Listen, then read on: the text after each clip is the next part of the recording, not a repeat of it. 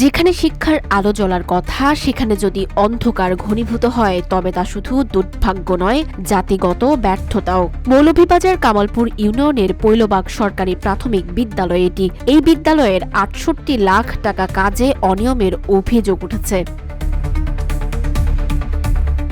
কাজে সংশ্লিষ্ট ঠিকাদারের সাথে এলজিডি কর্মকর্তা জড়িত বলে এলাকার সচেতন মহলে চলছে আলোচনা সমালোচনা। পৈলবাগ সরকারি প্রাথমিক বিদ্যালয়ের ঠিকাদার সন্দীপ বাবুর সাব ঠিকাদার ছিলেন রব্বান মিয়া। অর্ধেক কাজ করে তিনি কাজ ফেলে চলে যান। কাজের প্রথম থেকে আওয়ামী লীগের দাপট দেখিয়ে সাব ঠিকাদার রব্বান মিয়া ড্রয়িং মোতাবেক কাজ না করে তার ইচ্ছে মতো কাজ চালিয়ে যান। পরে শহীদ মিয়া নামের অন্য সাব ঠিকাদার কাজ শুরু করেন। এ ব্যাপারে স্কুল কর্তৃপক্ষ সহ এলাকার সচেতন মহল সংশ্লিষ্ট কর্তৃপক্ষ ও উপজেলা নির্বাহী কর্মকর্তার নিকট লিখিত অভিযোগ করলেও নেওয়া হয়নি কোনো কার্যকরী পদক্ষেপ। RICL TMX, যুগের পর যুগ স্থাপনা থাকে মজবুত। দুর্নীতি খামর মাঝে ফল্ট হয়েছে। মনে করেন যে খাম সরকারের যে সার্কুলার আছিল যেরকম খাম করার কথা এরকম না হইয়া খামের মাঝে কিছু এই দুর্নীতি হয়েছে। মনে করেন যে অবশ্যই আমরা প্রতিবাদ করেছি ম্যাডাম সহ। আমরা মনে করেন যে ঊর্ধ্বতন কর্তৃপক্ষর কাছে আমরা এই দরখাস্ত দিছি। ঊর্ধ্বতম কর্তৃপক্ষ উনি যে ব্যবস্থা নেন কইছেন নিবা। 18 সালের কাজ 18 সালে হওয়ার কথা আছিল যে আমরা হুন্ডা মাই কতদিন ধরি যে ওর ওইব কিছু হয় কিছু বন্ধ হয় কিছু হয় কিছু বন্ধ এইভাবে চলে না। সিমেন্ট এবং রোড শোড এগুলা খবর তো আমরা পাবলিকে হওয়ার কোনো কথা নাই। এগুলা যারা করছে এরা জানে। আমরা পাবলিকে আসা যাওয়া করে আস্থা দেখাশোনা করে পর্যন্ত সে কিছু করেন না করে এগুলো তো আমরা দেখার কোনো কথা নাই। ইঞ্জিনিয়ার যারা আছে এরা দেখে।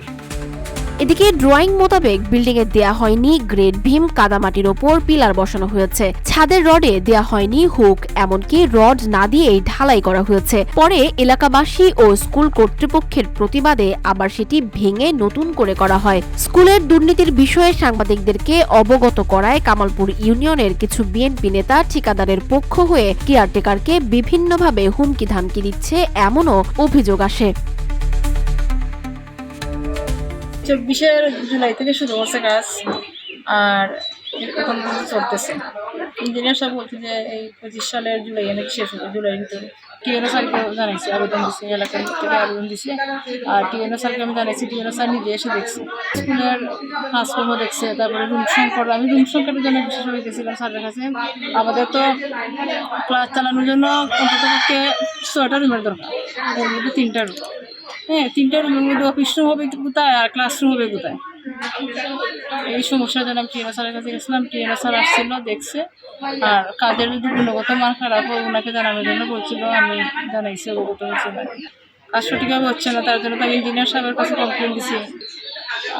আমি তো ম্যানুয়ালে দেখছি প্রায় 60 লাখ টাকার মতো। কত টাকা যা গেছে আমি তো আমার ডিজাইন সব কাজ আমার ডিজাইন হতে পারে। আমি ডিজাইনটা কাম করতে যদি কাম কোনো ডিজাইনটা হয় না করে ছেড়ে দেবো। এটা তো আমরা সারা লেগে প্রস্তুতি আসছি। যদি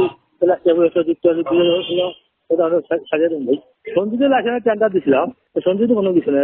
আমরা সঞ্জিতের লাইসেন্স নিয়েছিলাম এই কাজটা। আমরা না চ্যালেঞ্জ না, আমি বলতেছি উনি কিভাবে বলতে পারে যে উনি তো আগে জিনিসটা বুঝতে হবে যে আমার এখানে জিনিসটা হলো যে আমার ড্রয়িং ডিজাইন অনুযায়ী কাজ হচ্ছে না। ড্রয়িং ডিজাইন অনুযায়ী কাজ না হওয়ার কোনো কারণ নেই। আমি যেদিন যাই সেদিনই করবো।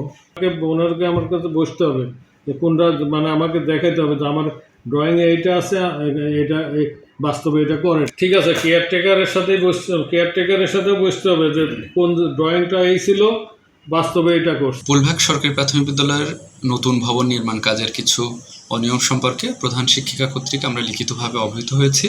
উপজেলা নির্বাহী অফিসার হিসেবে আমি নিজে সেখানে সরেজমিন পরিদর্শন করেছি। আমার উপজেলা পরিষদের প্রকৌশলী মহোদয় উনিও পরিদর্শন করেছেন এবং আমরা লিখিতভাবে সেটা নির্বাহী প্রকৌশলী এলজিডি ওনাকে আমরা জানিয়েছি। ব্যবস্থা গ্রহণের যে বিষয়টা সেটা প্রক্রিয়াধীন। আশা করি খুব দ্রুততম সময়ের ভিতরে এটার একটা সুন্দর সমাধান হবে।